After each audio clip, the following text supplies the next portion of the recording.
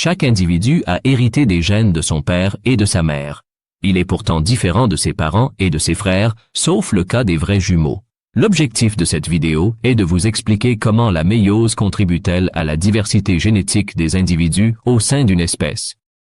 Au cours de la reproduction sexuée, la méiose contribue à la diversité génétique des gamètes par l'intermédiaire du brassage intrachromosomique et du brassage interchromosomique. D'abord, c'est quoi le brassage intrachromosomique?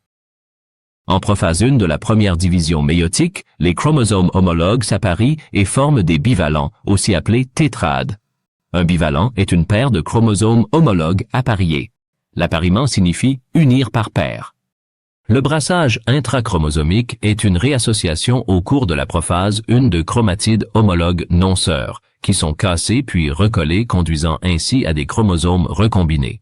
Le brassage intrachromosomique se caractérise par l'existence de crossing over. C'est un échange réciproque de portions de chromatides entre deux chromatides non sœurs. C'est quoi le brassage interchromosomique? En métaphase 1 de la première division méiotique, la disposition de chaque chromosome d'un bivalent de part et d'autre du plan équatorial est aléatoire.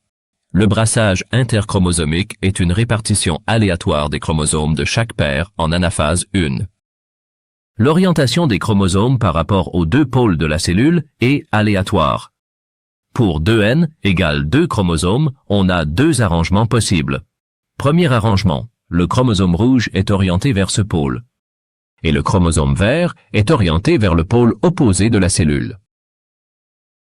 Deuxième arrangement, le chromosome vert est orienté vers ce pôle et le chromosome rouge est orienté vers le pôle opposé. Donc pour 2n égale 2, il y a deux combinaisons possibles. Pour 2n égale 4 chromosomes, on a 4 arrangements possibles. Premier arrangement, deuxième arrangement, troisième arrangement et quatrième arrangement. Donc pour 2n égale 4 chromosomes, il y a 4 combinaisons possibles. Pour 2n égale 6 chromosomes, on a 8 arrangements possibles. Premier arrangement, deuxième arrangement, troisième arrangement, quatrième arrangement, cinquième arrangement, sixième arrangement, septième arrangement et huitième arrangement. Donc pour 2n égale 6 chromosomes, on a 8 combinaisons possibles. Au cours du brassage interchromosomique, pour 2n égale 2 chromosomes, on a 2 combinaisons possibles. Pour 2n égale 4 chromosomes, il y a 4 combinaisons possibles. Et pour 2n égale 6 chromosomes, il y a 8 combinaisons possibles. Pour 2n égale 2, n égale 2 sur 2 égale 1. Le nombre de combinaisons possibles peut s'écrire 2 exposant 1. Pour 2n égale 4 chromosomes, n égale 4 sur 2 égale 2. Le nombre de combinaisons possibles peut s'écrire 2 exposant 2. Pour 2n égale 6 chromosomes, le nombre de combinaisons possibles est égal 8. n égale 6 sur 2 égale 3. Le nombre de combinaisons possibles peut s'écrire 2 exposant 3.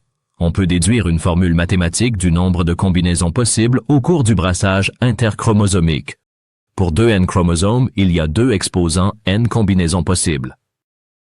Dans le cas de l'espèce humaine, 2n égale 46 chromosomes, donc le nombre de combinaisons possibles est égal à 2 exposant 23. Le point que vous devez retenir: la méiose contribue à la diversité génétique des gamètes par l'intermédiaire du brassage intrachromosomique et du brassage interchromosomique. Bonne révision et à une prochaine vidéo.